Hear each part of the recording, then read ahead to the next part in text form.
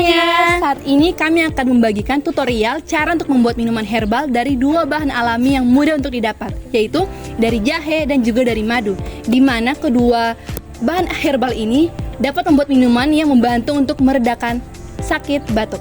Tahukah kamu, jahe mengandung senyawa aktif seperti gingerol yang berfungsi sebagai antiinflamasi secara alami. Jahe memberikan rasa hangat, membantu untuk meredakan sakit tenggorokan, dan juga membantu untuk meredakan batuk secara alami, baik batuk berdahak maupun batuk kering.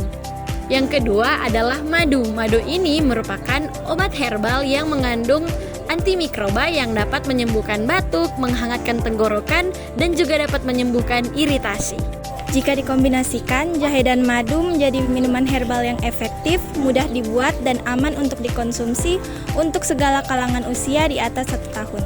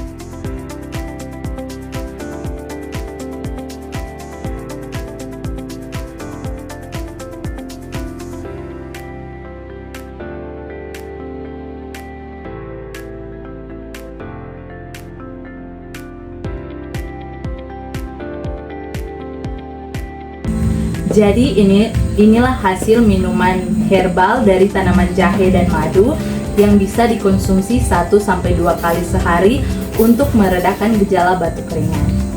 Jadi, dengan bahan yang alami dan proses yang sederhana, madu dan jahe adalah solusi herbal yang efektif, menyenangkan, dan enak untuk dikonsumsi.